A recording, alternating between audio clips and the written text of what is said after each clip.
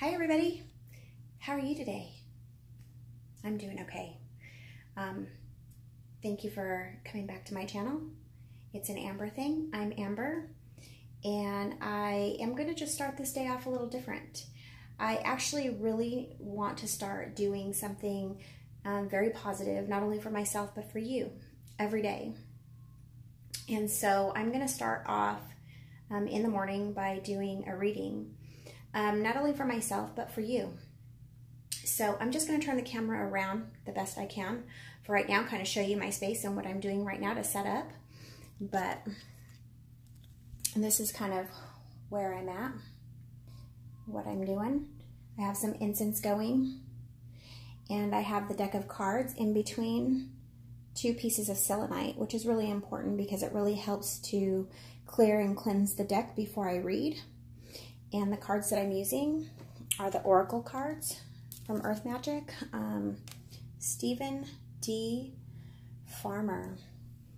And I'm just going to go ahead and get started. So let's see.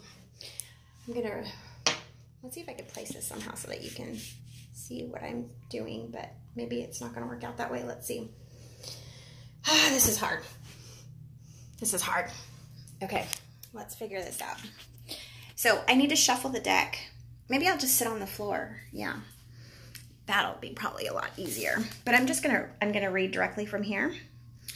And that's the book that comes with it and kind of just explains what each of the cards means in depth. So I've been like the past couple of days just been like super discombobulated, like just feeling really down, and I'm in desperate need of like starting to do something positive for myself every day to have, you know, just a little bit of a positivity in my life right now. And I'd like to include you in that because there's a lot of positive to be gained from this. So I'm just going to go ahead and get started. Let's see. Oh, hey, it works. So normally what I do is I'll clear out my deck, you know, and I use selenite. This is a selenite charger, and what you can do, what it's used for is, I'm just going to reach up really quick. You, on a regular basis, your crystals need to be cleared and charged, especially these dark ones. I'm just going to talk about this for a minute. This right here is obsidian. It's rainbow obsidian. It's a palm stone. And let's see if we can get it to, you can kind of see, ooh, look at, ooh, I can see myself in there. Can you see it? It's very reflective. But in that also, there's a rainbow sheen in it. This crystal right here is so very protective. And what happens is, when there's negative energy, this crystal right here will absorb that negative energy right inside and hold it there. And it holds it there so that it doesn't, you know, get into anybody or a person or anything. And it protects you that way. So what I do is every single day, if I take this out with me, and generally when I leave the house, I will grab, you know, 2 or 3 stones that I'll feel over my stones and or my crystals, and the ones that I can feel the energy from, and I'll feel like a warm tingly, and I will just grab those and I will put them in my purse, or I'll put them somewhere on me in my pocket, something like that. I will generally always take a piece of obsidian or any other dark kind of stone that is very protective, because since I'm an empath, I absorb everybody's energy. So a lot of times, and I think this is what's been happening to me a lot lately, a lot of times when you go out into public, when you're an empath, you feel everybody's energy, and you can mistake that for your own. Like sometimes it's hard to decipher what's yours and what somebody else is feeling. And so I've been so very down lately, and I think that maybe I need to reach out to a couple friends, or, you know, see what's going on, because I think what I'm feeling is not only just my own energy, but maybe somebody else that's close to me is, you know, going through something, and I need to reach out and find out, you know, if there's something I can do to help. Anyhow, so what you do is at the end of the day, when you come home, or, you know, whatever your practice is before you go to bed, whatever, you just put the stone right on top of the selenite here like this, and you leave it there probably for about 5-10 minutes, and it's all clear. So the selenite is a very, it's an angelic crystal, and so it holds very high frequency. So it does not allow for any negative low frequency energy to reside anywhere where there's selenite. So you can literally make like a selenite grid, and whatever is inside that grid will become clear, and it will also recharge. So what I do before I start to shuffle my cards is I'll generally lay my cards right on there and put a piece of selenite on top, and I'll wait a few minutes, and I will allow for that to clear. Once I feel that it is clear, then I normally will just take my cards and shuffle them. That's just kind of how I do it, but I shuffled, you know, before I got on as well, so I don't really need to shuffle too much, but I will just do whatever feels right to me, and this is what feels right to me right now. So I normally just do a 3-card pull, and that's like past, present, future. And then if for some reason you're not completely clear on the future card or the present card or whatever it is, you can pull one more card and kind of get clarification on it. But then I just take my hand and I spread my cards out like this, make sure that I can kind of, you know, get to feel the energy from all of them. And then I'll just run my hand across. And since I can feel energy, then what I do is wherever I feel the warmth, the tingling, is where I pull the card. And I'll just set that one aside. So we'll go past. And then sometimes if I don't feel the energy, then I'll just take them and I will shuffle them one more time. And then I'll just split them up one more time. There we go. Look like this, and then I'll spread them one more time. And then I'll just, for me, it's easier, like, when I want one of my senses to strengthen, I'll shut down other senses. So I'll close my eyes, and I'll just feel. And I feel warmth right in here. I'm going to take that and we'll go present. And then we'll just continue to go across.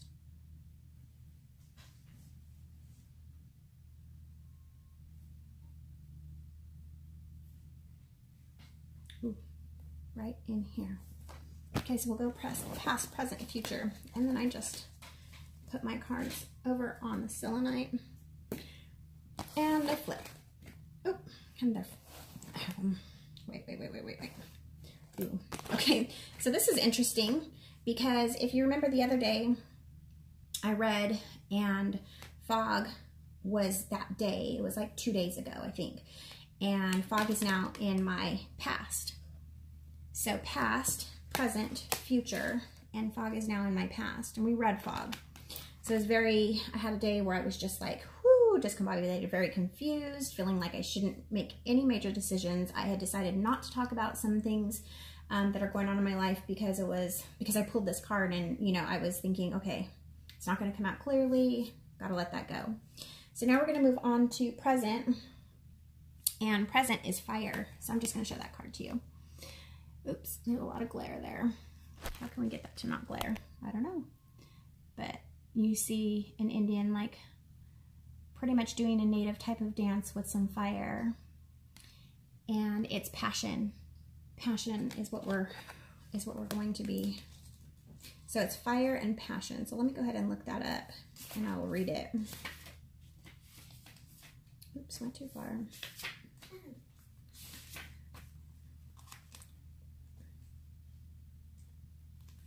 It's got to be right after that. Okay.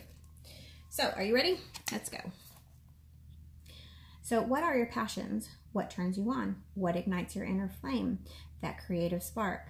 When you feel devoid of passion, consider what is missing in your life. It is most likely an absence of fire in your belly, something that makes your heart beat faster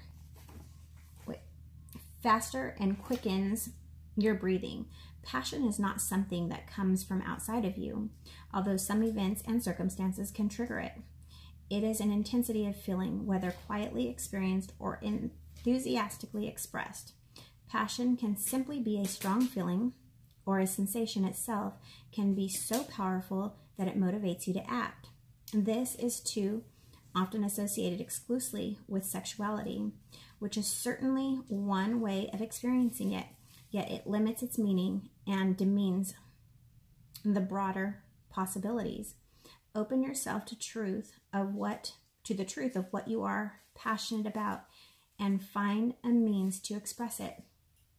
I like that. So for me, I feel like that meaning would have to do with, I have really been lately feeling very just depressed, and there's been a lack of passion, and I have been really wondering like where I stand in life. Like I'm just kind of like allowing things to go, and I'm not really doing much of anything. So that really means a lot to me. It really means I need to grab myself and find what my passion is and to get back into being excited about life.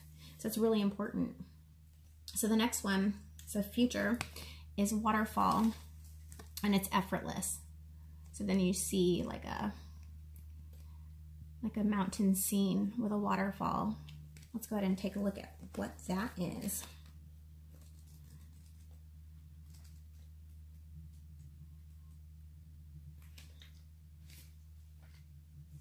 Waterfall. Okay. So it says you have come to the edge of your comfort zone and find yourself fighting to resist moving past the perceived, hold on my love, precipice of who you are, who you can be, or what you can do. Spirit is asking you to step beyond the edge and allow yourself to do so with ease rather than struggle. Wow. Wow. Okay. So let me finish. Sorry. Yes, at times physical exertion is necessary, but when performed with fluidity and grace, even when the task seems daunting, you will find that the movement moves you effortlessly. Approach the present situation or relationship with awareness and grace. Do not try to make it effortless. Do not try to make it effortless. That just creates more strain. The key word here is to allow. It is not a time to fight, but to surrender to the will of Spirit. Even if you begin to ask to let go completely and tumble into a brick of creation itself, you will find the waters there to be ultimately still and calm. Keep your focus on your solar plexus and your breath, breathing through any tension, relaxing and yielding to the movement that is occurring at any given moment makes your life effortless. I'm so glad I did this because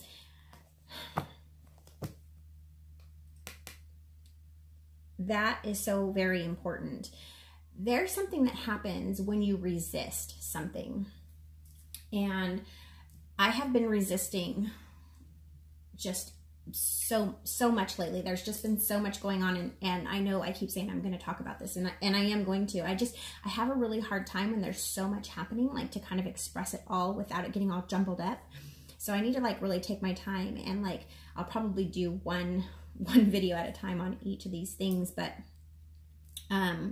I've been really like having conflict with myself about, you know, how I'm going to handle certain things like with family and things like that. I talked to my mom yesterday for the first time after 3.5 years. Did not go well.